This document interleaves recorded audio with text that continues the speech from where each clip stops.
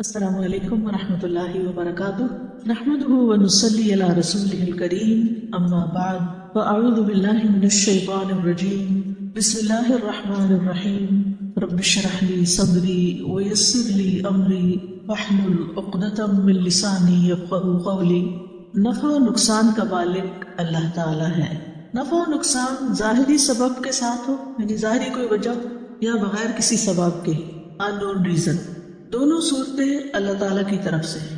انسان کی فطرت ہے کہ وہ فائدہ حاصل کرنے اور نقصان سے بچنے کے ذرائع اختیار کرتا ہے، یعنی ہر ممکن کوشش کرتا ہے کہ اس کو فائدہ ہو اور نقصان نہ ہو۔ یہ کوشش دو طرح کی ہوتی ہے، ایک جس کی ہمارا دین ہمیں اجازت دیتا ہے، دوسری جس سے دین منع کرتا ہے اور اسے ایمان کے خلاف قرار دیتا ہے۔ یہ جاننا ضروری ہے کہ کون سی کوشش اور مدد جائز اور کون سی ناجائز ہے، تاکہ ہمارے ایمان میں خلل نہ آئے۔ اگر بچہ بیمار ہو جائے اور آپ اسے ڈاکٹر کے پاس لے جائیں اور وہ مرض کی تشخیص کر کے دوا لکھ دے تو یہ جائز صورت ہے، کیونکہ آپ نے حصول شفا کے لیے اللہ کے بنائے ہوئے طبعی قانون یعنی نیچرل لا کے تحت ایک ایسے شخص سے مدد حاصل کی جو اس علم سے واقف ہے۔ اس کے برعکس آپ کسی جھوٹے عامل یا جادوگر کو بلائیں اور وہ کسی غیبی طاقت سے بچے کو تندرست کر دے تو یہ ناجائز صورت ہوگی، کیونکہ اس غیبی طاقت کا ثبوت نہ تو کسی علم کی بدولت ہے اور نہ قرآن مجید اور احادیث رسول سے اس کے بارے میں کوئی رہنمائی ملتی ہے۔ اسی طرح اگر تمام عملی تدابیر، معروف سائنسی طریقے اور علاج ناکام ثابت ہو جائیں اور آپ حصول شفا کے لیے دعا یا صدقہ کا سہارا لیں یا اللہ کے کسی نیک بندے سے دعا کرائیں تو یہ مدد حاصل کرنے کا جائز طریقہ ہے، کیونکہ قرآن سے شفا حاصل کی جا سکتی ہے دعا کے ذریعے۔ اس کے برعکس اگر کسی نیک شخص کی قبر پر کھڑے ہو کر اس سے دعا کی درخواست کریں جبکہ وہ نہ زبان ہلا سکتا ہے نہ اس میں مریض کو تندرست کرنے کی کوئی طاقت ہے تو یہ مدد طلب کرنے کا ناجائز طریقہ ہے۔ واضح ہو گیا؟ اسی طرح ایک بانجھ عورت یعنی جو بچے پیدا نہیں کر سکتی کسی ڈاکٹر سے رجوع کرتی ہے یا ایسی دوائیں استعمال کرتی ہے جو اللہ تعالیٰ نے پیدا کی ہیں تو اس نے ایک جائز کام کیا، لیکن اگر وہ کسی قبر کی جالی میں کپڑے کی دھجی باندھ کر اپنا مقصد پورا کرنا چاہے گی تو اس نے ایک ناجائز طریقہ اختیار کیا۔ آپ کو کبھی تجربہ ہوا ہے سڑک کے کنارے کسی درخت کے ساتھ کپڑے لٹکتے ہوئے دیکھنے؟ جی بہت اس طرح کی چیزیں ہوتی ہیں، وہ اسی قسم کی مدد حاصل کرتے ہیں، یعنی غیبی مدد حاصل کرتے ہیں، ناجائز ذریعے ناجائز طریقے اختیار کرتے ہیں اپنے مسائل حل کرنے کے لیے۔ چنانچہ طبعی قوانین سے استفادہ کرنا یا ایسے ذرائع اختیار کرنا جن سے عام طور پر فائدہ اٹھایا جاتا ہے یا ایسے شخص سے رجوع کرنا جو ان قوانین کا علم رکھتا ہو اور یہ تمام طریقے قرآن و سنت کی کسی نص کے خلاف نہ ہو تو جائز ہے، ٹھیک، یعنی قرآن سے نہیں ٹکراتے، قرآن و سنت کے مطابق ہیں تو ان طریقوں سے مدد لی جا سکتی ہے۔ یہ بات ہم نے کافی وضاحت سے استعانت کے باب میں بھی پڑھی تھی کہ کسی انسان سے مدد کب لی جا سکتی ہے اور کب نہیں لی جا سکتی۔ ارشاد باری تعالیٰ ہے وَإِن يَمْسَسْكَ اللَّهُ بِضُرٍّ فَلَا كَاشِفَ لَهُ إِلَّا هُوَ وَإِن يُرِدْكَ بِخَيْرٍ فَلَا رَادَّ لِفَضْلِهِ يُصِيبُ بِهِ مَن يَشَاءُ مِنْ عِبَادِهِ وَهُوَ الْغَفُورُ الرَّحِيمُ۔ اور اگر اللہ آپ کو کوئی تکلیف پہنچائے تو اسے اس کے سوا کوئی ہٹانے والا نہیں، اور اگر وہ آپ کے ساتھ کسی بھلائی کا ارادہ کرے تو اس کے فضل کو کوئی پھیرنے والا بھی نہیں، وہ اسے اپنے بندوں میں سے جسے چاہتا ہے پہنچا دیتا ہے، اور وہ بہت بخشنے والا نہایت رحم کرنے والا ہے۔ رسول اللہ صلی اللہ علیہ وسلم نے عبداللہ بن عباس رضی اللہ عنہما سے فرمایا اذا سألت فاسأل اللہ واذا استعنت فاستعن باللہ، جب تم مانگو تو اللہ ہی سے مانگو اور جب تم مدد طلب کرو تو اللہ ہی سے طلب کرو۔ اللہ تعالیٰ نے نبی صلی اللہ علیہ وسلم کو بھی نفع و نقصان پہنچانے کا اختیار نہیں دیا۔ قل لا املک لنفسی نفعا ولا ضرا الا ما شاء اللہ، کہہ دیجئے میں اپنی جان کے لیے کسی نفع نقصان کا مالک نہیں مگر جو اللہ چاہے۔ غیر اللہ کو نفع یا نقصان کا مالک سمجھنا یہ ظلم یعنی شرک ہے۔ ولا تدع من دون اللہ ما لا ينفعک ولا یضرک فإن فعلت فإنک اذا من الظالمین، اور اللہ کو چھوڑ کر اس کو نہ پکارو جو آپ کو نہ نفع دے سکتا ہے اور نہ نقصان، پھر اگر آپ نے ایسا کیا تو بے شک تب آپ ظالموں میں سے ہوں گے۔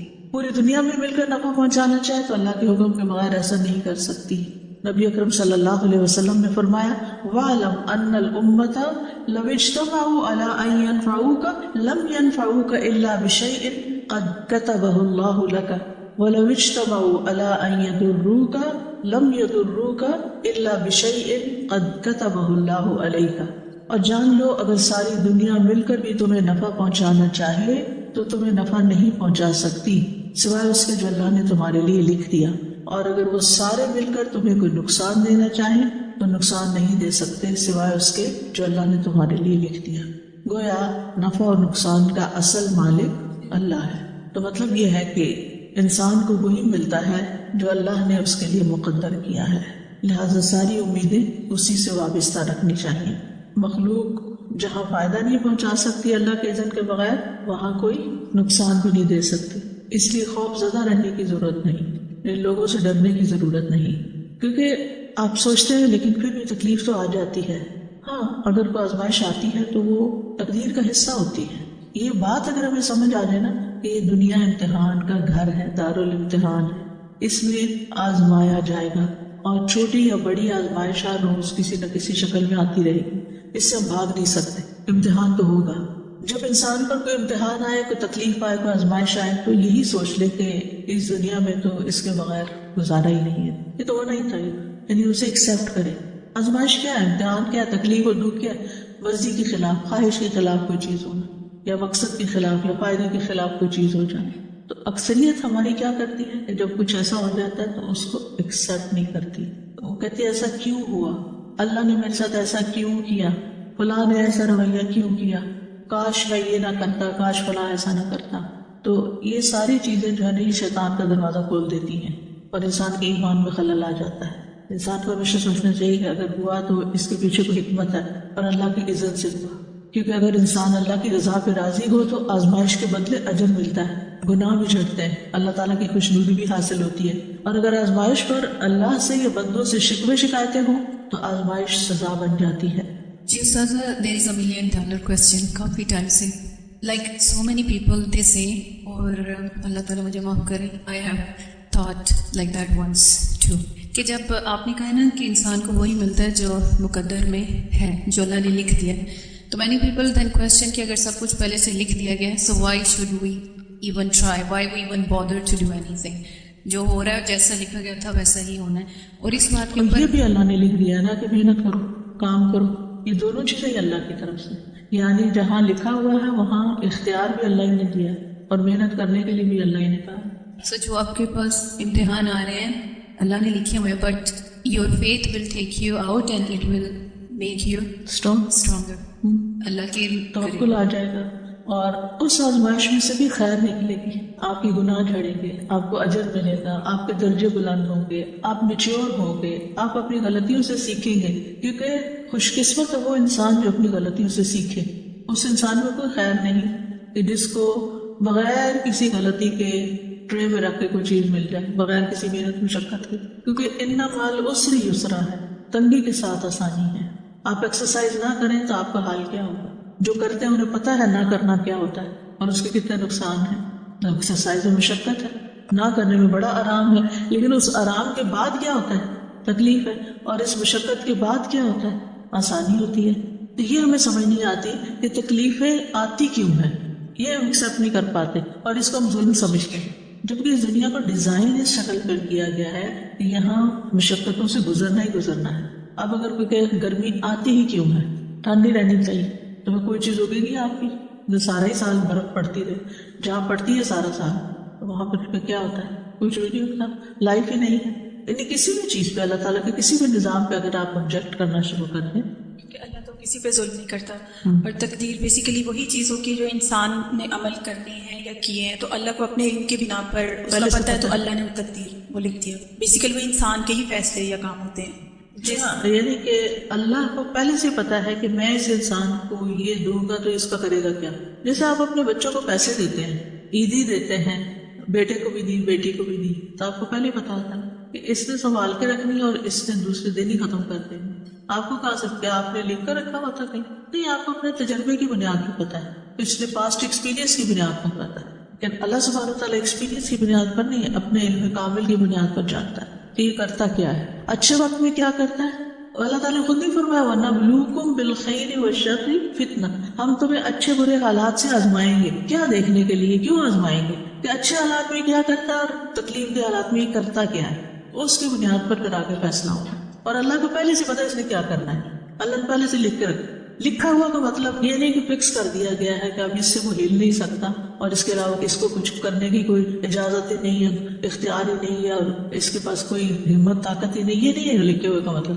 لکھے ہوئے کا مطلب یہ ہے کہ اللہ نے بندوں کے بارے میں اپنے کامل علم کو صرف اپنے تک نہیں رکھا, کتاب میں بھی لکھ دیا. یعنی وہ پہلے سے لکھ دیا ہوا ہے کہ انہوں نے یہ کرنا ہے. وَلَيَعْلَمَنَّ اللَّهُ الَّذِينَ صَدَقُوا وَلَيَعْلَمَنَّ الْكَاذِبِينَ. اللہ کو ضرور جاننا ہے کہ سچے کون ہیں جھوٹے کون ہیں. کیا اللہ کو نہیں پتا؟ اللہ کو پتا ہے, لیکن وہ ظاہر کرتا ہے عمل کے ذریعے, اور صرف اپنے پہ نہیں, سب پر, اوروں کو بھی پتا چل جائے. اگر مثال کے طور پر اللہ تعالیٰ کو پتا ہے کہ اس شخص نے کچھ نہیں کرنا اور وہ لکھا ہوا ہے کہ اس نے کچھ نہیں کرنا مثلا, اور اللہ تعالیٰ اس کو کام کرنے کا موقع ہی نہ دے اور پکڑ کے جہنم میں ڈال دے کہ اس نے تو ایمان لانا ہی نہیں, مجھے تو پہلے سے ہی پتا ہے, تو کیا اللہ تعالیٰ نے ایسا کیا؟ نہیں. اللہ تعالیٰ نے چانس دیا, مہلت دی, اور پھر دیکھ رہا ہے کہ کیا کرتا ہے. اور پھر جب وہ وہی کرتا ہے جو اللہ کو پہلے سے ہی پتا تھا, پھر کسی کو آبجیکشن کی بھی گنجائش نہیں رہتی کہ اللہ نے ایسا کیوں کیا. اور اللہ نے اس کو مجبور کیا تھا کہ تم ایسا ہی کرو. میں مجبور نہیں کیا, اختیار اور ارادہ اللہ نے دے رکھا ہے جو ہم استعمال کرتے ہیں. ساتھ ہی اسی طرح کی ایک مثال میرے پاس بھی ہے. ایک بہت چھوٹا سا بچہ میرا اسٹوڈنٹ ہے, تو اس فیملی میں آلریڈی ایک اس کا چھوٹا بھائی جو ہے وہ آلریڈی آٹسٹک تھا وہ بچہ نا. کچھ عرصہ پہلے اس بچے کو بھی ٹائپ 1 ڈائبٹیز ڈائگنوز ہوئی, اور میکسیمم شاید 7 سال کا بچہ ہوگا یہ. اس کو اب مشین لگی ہوتی ہے کہ وہ مشین بیپ کرتی ہے کہ اس کا شوگر لیول لو جا رہا ہے تو پھر اس کو فوراً میڈیسن لینی ہوتی ہے. لیکن الحمدللہ اس بچے نے اور اس کی فیملی نے اس کو اتنے اسٹرانگلی ایکسیپٹ کیا ہے کہ وہ بچہ مجھے خود بتاتا ہے کہ oh it's beeping right now, so teacher give me just few seconds, I have to take my medicine so that I won't faint. اور اس کو ساری چیزیں پتہ بھی ہیں کہ اس کے ساتھ کیا ہو سکتا ہے, اور وہ مطلب بہت زیادہ اسٹرانگ ہو گیا وہ بچہ. اور وہ مجھ سے اور پوچھتا ہے اس کا کیا مطلب ہے, آپ مجھے اس کے یہ میننگ بتائیے, اگر یہ ایسا ہوگا تو کیا ہوگا. تو یعنی جب بندہ ایکسیپٹ کر لیتا ہے اور صبر کرتا ہے نا, تو اللہ تعالیٰ اس کے لیے اور اتنی طرف سے خیر اور اس کے لیے اتنے نئے دروازے کھولتا ہے کہ وہ بندے کو کچھ بھی سمجھ نہیں آتا. پھر اصل میں آزمائش ہمارے توکل کا بھی امتحان ہے نا, کہ ہم کرتے ہیں یا نہیں. ہماری نیت کا بھی امتحان ہوتا ہے. ساری دنیا بھی مل کر انسان کو نہ فائدہ پہنچا سکتی ہے اور نہ ہی نقصان دے سکتی ہے. آپ دیکھیے کہ یعقوب علیہ السلام کی قمیض نے یعقوب علیہ السلام کی آنکھوں کی شفا بخشی, لیکن اس سے پہلے اسی قمیض کو دیکھ کر وہ غم میں ڈوب گئے. عیسیٰ علیہ السلام اگر مردوں کو زندہ کر لیتے تھے یا بیماروں کو تندرست, تو وہ بار بار کیا آتا ہے قرآن, بِإِذْنِ اللہ, اللہ کے اذن سے کرتے تھے. پھر یہ بھی جاننا چاہیے کہ اللہ ہر چیز کا مالک ہے, یعنی نفع نقصان بھی اس کے ہاتھ میں ہے, مالک بھی وہی ہے. اللہ کی بادشاہت ہمیشہ سے قائم ہے, آسمان و زمین کا بادشاہ ہے, ساری کائنات کا مالک ہے, اور حقیقی بادشاہ وہی ہے. أَلَمْ تَعْلَمْ أَنَّ اللَّهَ لَهُ مُلْكُ السَّمَاوَاتِ وَالْأَرْضِ وَمَا لَكُم مِّن دُونِ اللَّهِ مِن وَلِيٍّ وَلَا نَصِيرٍ.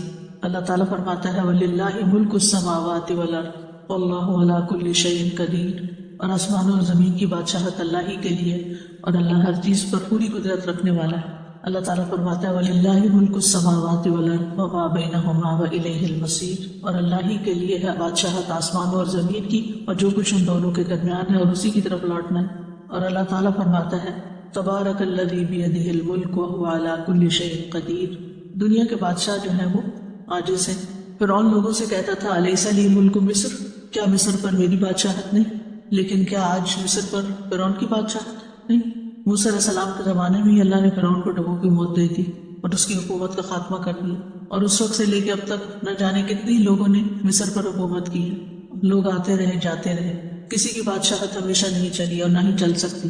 کہاں گئے نمرود و شداد و حامان, سب دنیا سے مٹ گئے. اللہ تعالیٰ کا فرمان ہے ان الحکم الا للہ, حکم صرف اللہ ہی کا چلتا ہے, اور دنیا کے بادشاہ جو ہیں وہ عاجز ہیں. اللہ تعالیٰ دنیا کے بادشاہوں کو آسمان پر بادشاہت کرنے کا اختیار نہیں دیتا, ان کو زمین پر ہی محدود اختیار دیتا ہے. اختیار کی مدت بھی محدود ہوتی ہے, یعنی چند دنوں کے لیے معمولی اختیار دیا جاتا ہے.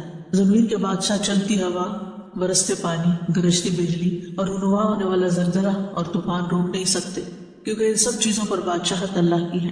اللہ ہی آدم علیہ السلام کے زمانے میں بارش برساتا تھا, آفتاب کو طلوع و غروب کرتا تھا, رات اور دن کو لاتا تھا, زندگی اور موت دیتا تھا, اور آج بھی وہی بارش لائے گا. سورج طلوع و غروب بھی وہی کرتا ہے, رات کو دن میں, دن کو رات میں بدلتا ہے, زندگی اور موت دیتا ہے, کیونکہ وہ دنیا کا حقیقی بادشاہ ہے. پھر یہ ہے کہ انسان کا اپنا کچھ بھی نہیں ہے, زمین و آسمان کے خزانے اسی کے ہیں, انسان کی نہ زمین اپنی ہے نہ سونے چاندی اپنے ہیں، حتیٰ کہ اپنا جسم بھی اپنا نہیں ہے. ہم اس میں آنے والی چینجز سے ان کو روک نہیں سکتے. تو اللہ تعالیٰ کی بادشاہت پر مالک ہونے پر ہمارا ایمان پختہ ہونا چاہیے. انسان کا پورا جسم اللہ کا دیا ہوا ہے، پھر اس جسم کے تمام عضو اور تمام حرکات و سکنات پر اللہ کی بادشاہت ہے. آنکھوں سے دیکھنے پر اللہ کی بادشاہت ہے، کانوں سے سننے پر اللہ کی بادشاہت ہے، ناک سے سونگنے اور سانس لینے پر اللہ کی بادشاہت ہے، ہاتھ اور پیر سے حرکت کرنے، دل و دماغ سے سوچنے اور سونے جاگنے، تمام چیزوں پر اللہ کی بادشاہت ہے. نیند پر ہی اپنا اختیار ہے. اللہ حول ولا قوت. جس وقت آپ پڑھ رہے ہوتے ہیں اور ہر پیراگراف پہ سو جاتے ہیں، پھر جاگتے ہیں اور پھر پڑھتے ہیں، ایک مشقت ہوتی ہے، حتیٰ کہ انسان ہار جاتا ہے، یا سو جاتا ہے یا وہاں وہ کام چھوڑ کے اٹھ جاتا ہے. مجھے تو یہ کرنا پڑتا ہے. بعض اوقات ہم اپنے آپ کو فورس کرتے ہیں، نہیں اتنا ٹائم ہے اسی وقت یہ پڑھ کے تیار کرنا ہے. اپنے اختیار میں اپنا جسم بھی نہیں. نہیں آ رہی ہوتی تو اتنی کوشش کریں نہیں آئی. جی ہاں، جب نہیں آ رہی نیند تو پھر لانا مشکل، جب آ رہی ہو تو روکنا مشکل. پھر یہ کہ اللہ سبحانہ و تعالیٰ خالق ہے، اس کے بغیر ہم کچھ بھی نہیں کر سکتے. وہی سارے خزانوں کا مالک ہے. قیامت کے دن بھی اللہ کی شان ہوگی. اللہ کے اذن کے بغیر کوئی چیز نقصان نہیں دے سکتی. کالی بلی کے گزرنے سے کوئی نقصان نہیں ہوگا، گھر کی چھت پہ الو کے بولنے سے کوئی نقصان نہیں پہنچے گا، کیونکہ یہ ساری انسان کے لیے کیا ہے؟ توہمات ہے. ہوگا وہی جو مقدر میں ہے. قل نہیں یصیبنا الا ما كتب اللہ لنا هو مولانا وعلی اللہ فلیتوکل المؤمنون. تھرو آؤٹ کووڈ میں ہی آیت پڑھتی رہی کہ کہہ دیجیے ہمیں ہرگز کوئی نقصان نہیں پہنچے گا مگر وہی جو اللہ نے ہمارے لیے لکھ دیا ہے، اس لیے ڈرنے کی ضرورت نہیں. وہی ہمارا مولا ہے اور اللہ ہی پر مومنوں کو توکل کرنا چاہیے، کیونکہ کتنا خوف و ہراس تھا ان دنوں. امام راضی کہتے ہیں کہ ہمیں کوئی خیر اور شر، خوف اور امید، شدت اور سختی نہیں پہنچے گی مگر وہی جو ہمارا مقدر ہے اور اللہ کریم کے پاس لوح محفوظ پر لکھی ہوئی ہے. رزق اور مصیبتوں کو لکھ دیا گیا ہے. انسان کے حالات جو ہے وہ اعمال سے بھی جڑے ہوئے ہوتے ہیں. بعض اوقات صحت اور مرض، نفع اور نقصان، کامیابی اور ناکامی، خوشی اور غمی، بارش اور خشک سالی، مہنگائی اور ارزانی کہتے سستا، بدامنی اور دہشت گردی، وبائی امراض، زلزلے اور طوفان، سیلاب، یہ سب ہمارے نیک و بد اعمال کا نتیجہ بھی ہوتے ہیں. نافرمانیوں کی وجہ سے اللہ سبحانہ تعالیٰ نے پچھلی قوموں کو برباد بھی کیا. ہمارے سامنے مثالیں موجود ہیں. قرآن مجید میں اللہ تعالیٰ فرماتے ہیں کہ مصائب تمہارے اپنے گناہوں کے سبب آتے ہیں.